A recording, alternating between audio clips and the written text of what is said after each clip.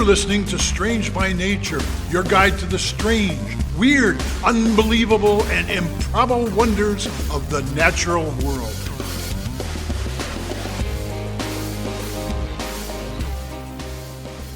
Hello everyone, thanks for being here today.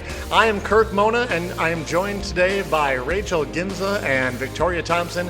We are all professional naturalists who together have scoured the world for weird and wonderful wonders just to please your mammalian brain's desire for novelty. Isn't that nice? Let's do this. Welcome everyone. Rachel, how you doing? I'm doing pretty good. I just spent the last couple days in a sea kayak, so I'm having a great time. Awesome. Did you see any otters or anything? I did not. Theoretically, there were loons. A peak experience. Right? There were loons, theoretically? Theoretically. Well, hold on. Okay, we're already getting sidetracked here. To the neighbors, there were 2 families of loons, which is pretty fun. But you didn't see them, which is I saw nothing. Great. All right, glad we clarified that.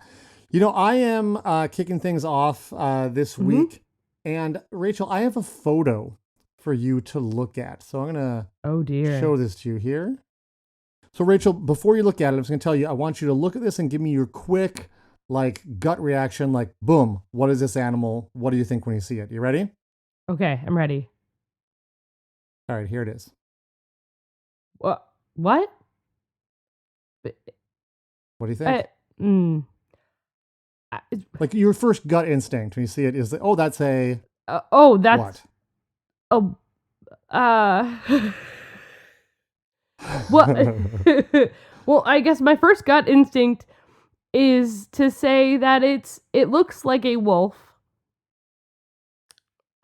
Okay. But it's cat-like and it has such tall legs. I want to think.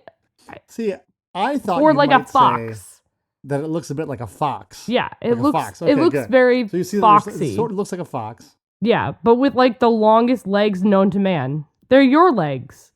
Yeah, something's very wrong. Oh, thank you. Okay, wow.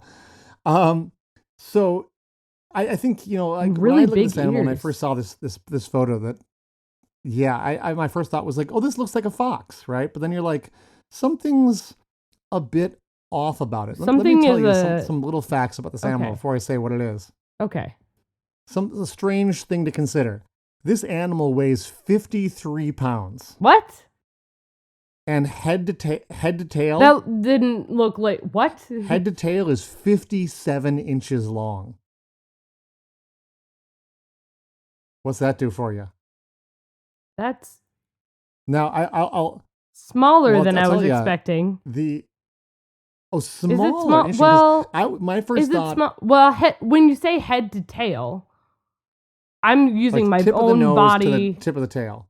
I'm using my own. I'm using the Rachel measurement, so I'm 64 inches, right? Sure. And 3/4.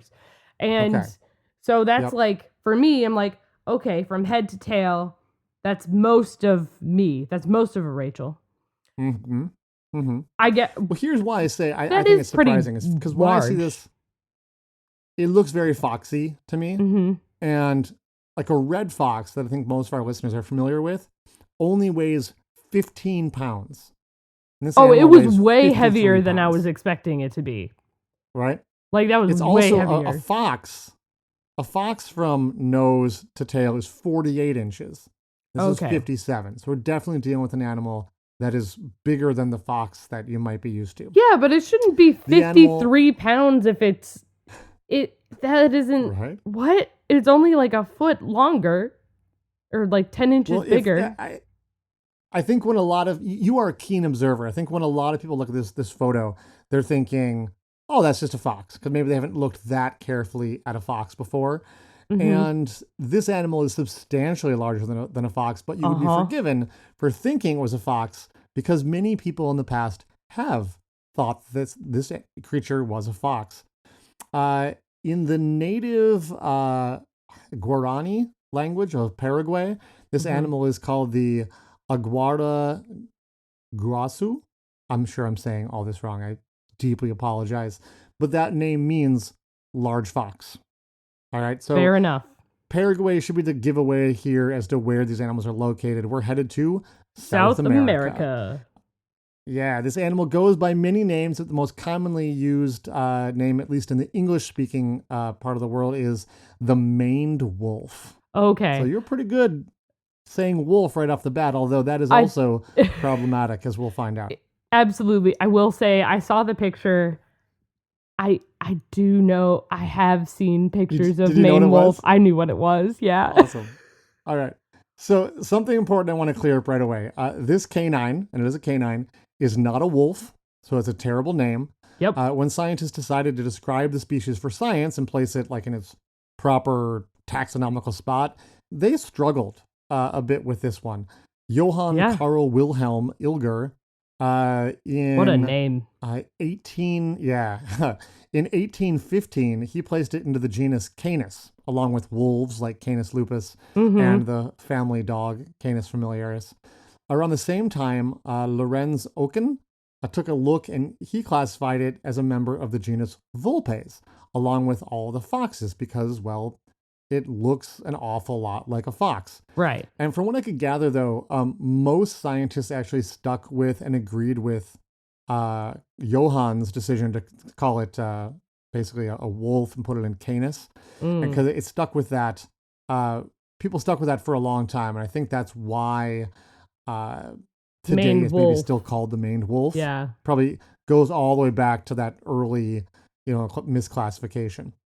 Because it turns out, I said misclassification. Turns out they were both wrong. It is not a wolf, and it's not a fox. What is it? We know that it's actually a unique member of its own genus, which I will try to pronounce for you. Here we go. Oh man, Latin gets us again. Yeah, folks, I did not prepare this at all, but I didn't practice saying this like I should have. Chrysosion, I think, is the genus. It's Chrysoscyon. So sure. It's actually not closely related to any other genus of wild dog in the world. What? So this is it's in its own group. I mean, it's related. I mean, don't get me wrong. It's in the dog family. It's a canine, but it's not. And that's kind of where they use the word canine. It doesn't just refer to things in Canis genus, but it is its own thing, and it's not like where you might have two different things that are sort of at the same level. You have to work your way back a little bit through the family tree before you find like the common ancestor. There are no other. This is like its own branch of dogs. Okay, that's so wild. So that is very, very cool. This has been verified by DNA analysis now. But amazingly, hey, full props here to Charles Hamilton Smith, who came up with the correct classification of, we're going to say it again, Chrysosion, I believe, back in 1839. And that was before we even knew DNA existed. So he took a look at it and said, no, this is something different, you guys. And I think people thought he was an crazy idiot. But turns out we went back and we're like, no, this guy was right, which means we have to use this name he came up with in 1839. So that's very, very cool example of, that self-correcting mechanism built into science. Oh, love it. So it is thought that there actually used to be more species of wild dogs in both North and South America before the last ice age. So not super surprising.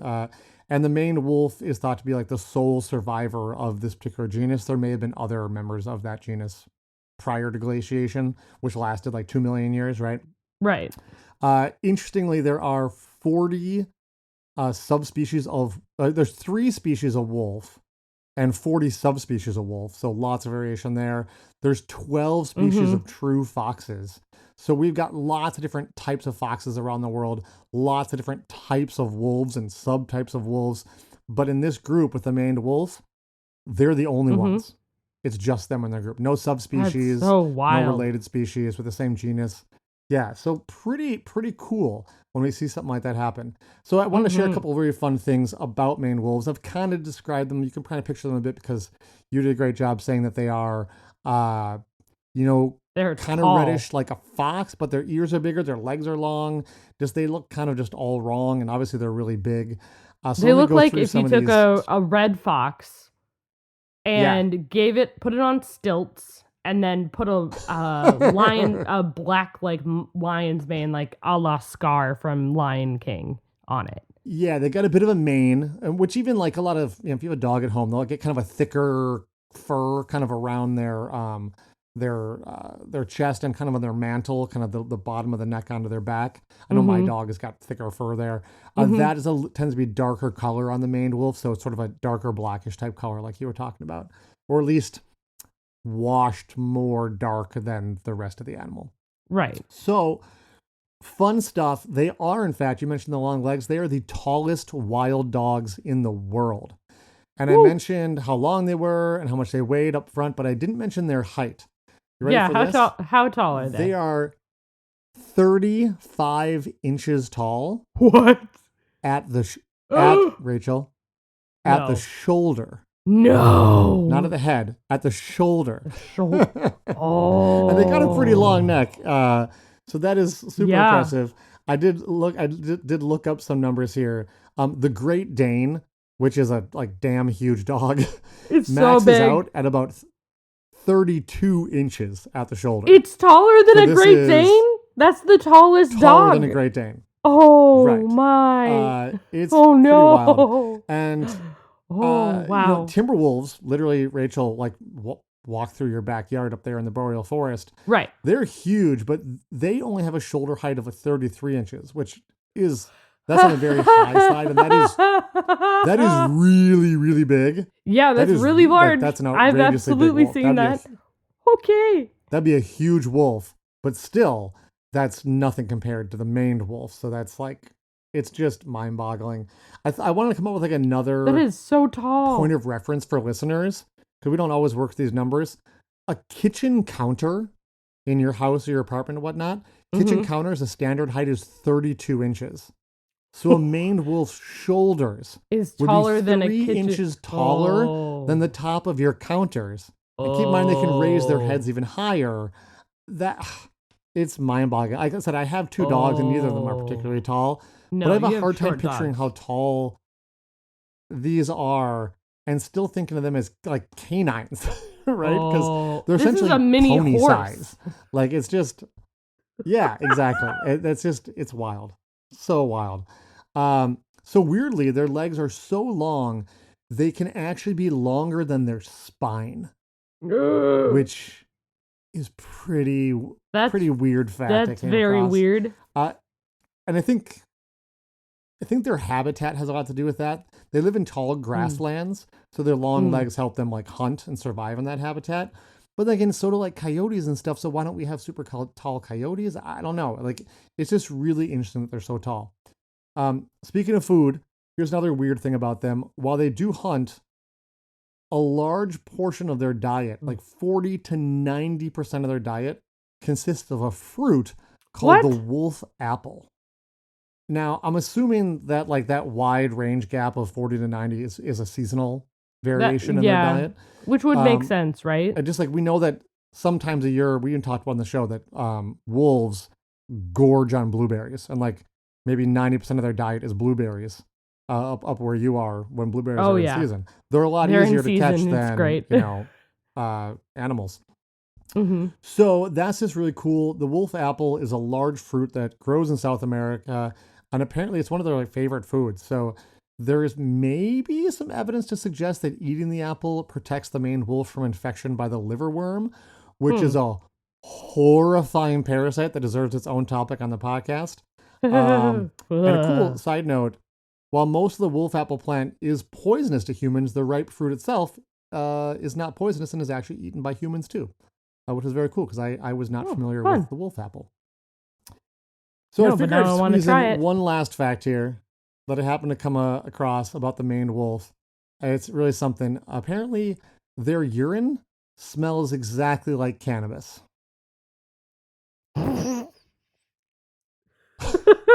Which is interesting.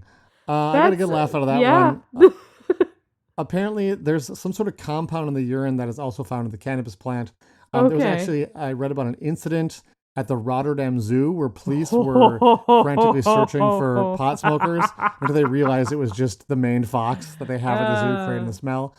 Which makes me very curious what does it actually smell like? I know here in North America we have red foxes. And if you ever smelled red fox like urine where they've marked their territory, it has sort of a skunk-like smell. It's kind of skunky. And obviously there are strains of cannabis that have a very skunky smell too. So I'm curious if that's the same smell they're referring to when they say that the maned wolf smells like cannabis. I'm not really sure because I've never smelled maned wolf urine. Right. I will say, incidentally, I know we have a lot of local Minnesota listeners to the show since that's where we're based out of. Cannabis became legal here in Minnesota yesterday. So if you're out walking around and you smell something strange while walking through the neighborhood, just keep in mind it probably isn't a maned wolf. Yeah, maybe not. Just putting that out there. All right, anyways, my sources this week were mostly Wikipedia and AZ Animals, and I just want to tell you all about the maned wolf. Oh, thanks, Kirk. Really appreciate it. You're welcome. Well, we'll go to a short break, and when we come back, Rachel's got something fun for us. Yeah, I do.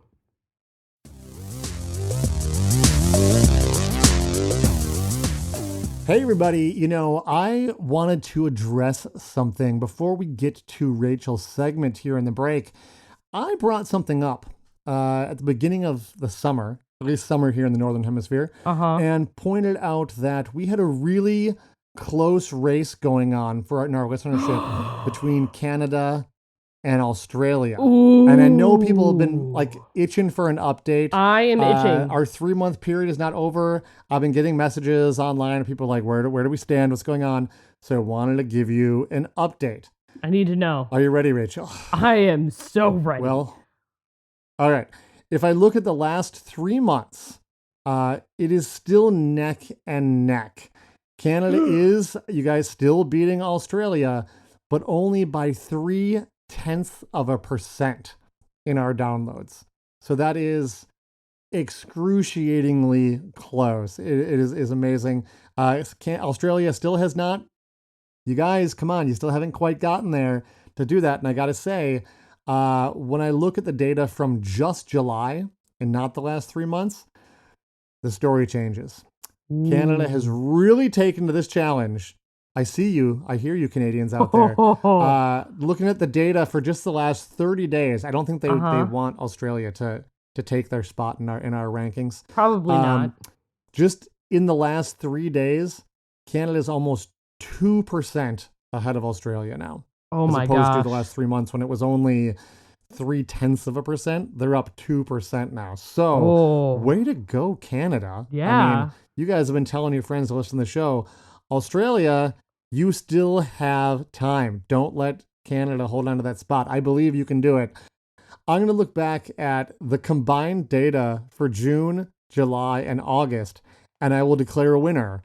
So there's still time. Everyone, just tell your friends to subscribe and tell them why you enjoy Strange by Nature.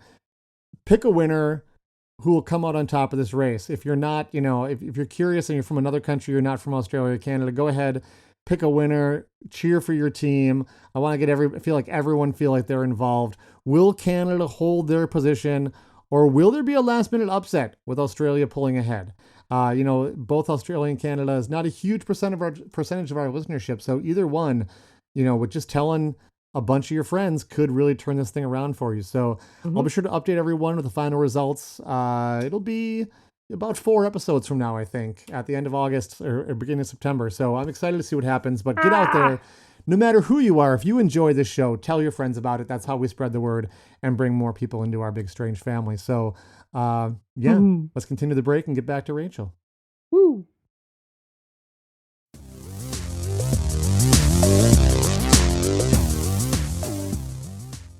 Welcome back, everyone.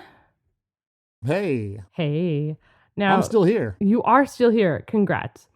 Now, you went to South America, and I mean, in my mind, yeah. In your mind. So, in our minds, we're going to travel further than South America. Oh. Pretty far, In actually. the same direction? No, we're gonna go up. Oh. Uh-huh. Quite the opposite. Right. Where are we going, Rachel? We're gonna stay within the solar system, but we're gonna go to space. Oh, you mean like up as in away from the gravity well up, not like up as in toward the North Pole. I got right. you. I'm on the same page now. Yeah, we're not going up as in North North Pole. You know I love space, Rachel. I know. I saw this and I was like, so to hear where this is going. Kirk is going to love this. I literally saw this. It was like, oh, Kirk is going to love. You probably already know about this. It's going to be so fun. But I'm so excited. Well, maybe not. Let's hear it. What is it? I bet you have. So we're going to keep going. We're in our little like mine spaceship. We're going to wave at Neptune as we pass by. But we're not going to go to Pluto. That's going to take a while. That is going to take a while. This is a long trip. We're not going to Pluto, but we are going to hang out in the Kuiper Belt. We're going to go to the third largest dwarf planet in the Kuiper Belt that was discovered, and this is hotly debated, either in 2004 or in 2005. There are two different groups of researchers. One found it in 2004, and then another found it in 2005. One was in Spain, one is in the U.S., and the U.S. conceded to Spain for a little bit, and then it's like, well, maybe they didn't. So it's hotly debated. Okay, well, Spain found it in 2004? 2005. It's weird, and I didn't want to get into the politics of why they just conceded for a little while and then took it back. I don't know. Anyway, so we're going to go to this wild dwarf planet. Today, I'm talking about Haumea. Nice. All right. What's the news? What's the word? So the first thing that we're going to do is to start off with, this dwarf planet, part of the Kuiper Belt, travels in a very elliptical shape. So this is like it's kind of like I don't know, Kirk, elliptical is kind of like a big oval almost, right? That's how I was kind of picture. You want to get nerdy? Rachel? Yeah, get nerdy, Kirk. A center, a circle has one like point in the middle. Okay. That the entire line is equidistant from that. A ellipse would be like a circle with 2 points in the middle. That makes sense. Like it has two centers basically that are spread out from each other. So if you were to draw a circle around them, you end up with sort of an oval. All right. Thank you. It's a cool shape. It is a really fun shape. I'm a big nerd. Yeah, we know. Now, we haven't been able to see Haumea in detail because it is so far away from the planet. No satellites or nothing's gone to visit the Kuiper Belt yet. So we don't know, or we haven't gotten anything back if anything has gone to the Kuiper Belt. So we haven't seen it in detail, but due to its rotation and as well as what scientists are able to see, the light that is reflected back, scientists have been able to figure out that the shape of this planet, not only does it travel in an elliptical shape, but it also is shaped almost elliptically like a rugby ball or a football. I was just going to say rugby ball, absolutely. Yep. Yeah. So big old space rugby. It is not a round dwarf planet, which is, in my brain, all planets are spheres, right? And this is not a sphere. When I first saw an artist rendition of what Haumea looked like, I honestly thought it looked like an egg. Almost. Like a really long egg. Right.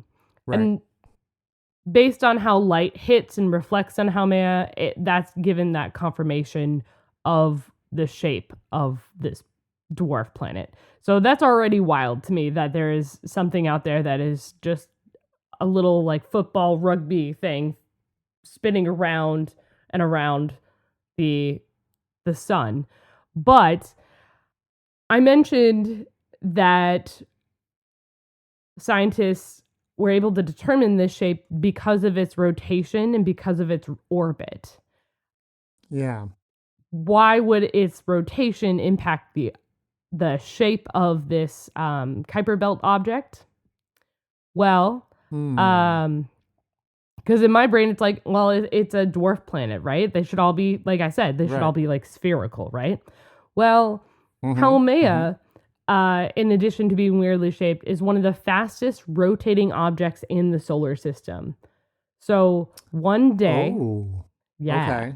So one day on Haumea, so one full rotation of Haumea, Gotcha. Yep. from one end to just in a circle, it's 4 hours on God, Earth. How fast is it? That's a pretty short day. So short. So, for one day on Earth, it is 20 days on Haumea. Okay. All right. Yeah. I'm there for that. Yeah. But if you want to extend that, a year on Haumea, And a year being one trip around the sun, right? one trip around the sun. Remember, it's far out there. It is in the Kuiper Belt, which is about where Pluto is 285 Earth years. That's a long time, Rachel. Yeah, so many, many days for 1 year. Wow. Which is wild to me, right? Because one day on Haumea is 4 hours on Earth. So it's rotating so quickly. But 1 year, in my brain, they're intrinsically linked, right? Like a year and a day, like Right. And there's no they're reason together. they should be, but it's sort of our bias as being Earthlings, right? Absolutely. Ugh. All right. So the thought is, I guess, that it's because it's spinning so fast, that's what's sort of stretching it out a bit and preventing it from attaining roundness. Yes. It's just Cool. spinning so Very cool. fast. Because the way that it spins, from what I have been able to see, the way it spins is not like the narrow part of the rugby ball, but each end It's like is end over end. rotating. It is end over end. Which is Something way back in the day must have smacked into this thing so hard, I would guess, to cause that. Like a big glancing blow that just, funny that you say that. Oh, is that what is you have some information about that? A little. So it's funny you say that because part of the reason why we can see Haumea is because it is a rocky surface covered in a thin layer of ice that is made from water. Sure. Not just like carbon dioxide, which is already really cool, right? Haha, ice. Mm-hmm. But they think it's so thin, other Kuiper Belt objects have really thick layers of ice. But they think that it's so thin due to a collision, There you go. which also resulted in Haumea gaining 2 moons. Oh, cool. Okay, so I was like, what is the evidence? But if there's 2 moons, that would imply that There was some sort of collision. I mean, it could have just caught those naturally too, but they could be the remains of something that went down. Well, That's cool. right? Super cool. But one of those moons also has water ice and is a relatively thinner layer. Okay. All right. What does that tell us?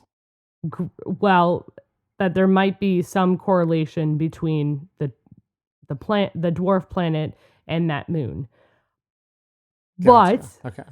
on top of all of that, Haumea is also the farthest known object to have a ring system. All right. I didn't know that. So, That's cool. so it has a weird shape, fastest rotation, super bright, has 2 moons, one of which also has water ice. And then it also has a ring system, which was just discovered in 2017 because it happened to pass in front of another star, or it passed in front of a star, and science was able to see the rings, which is wild because we haven't seen a ring system like that in the solar system past like Neptune. So that's pretty cool.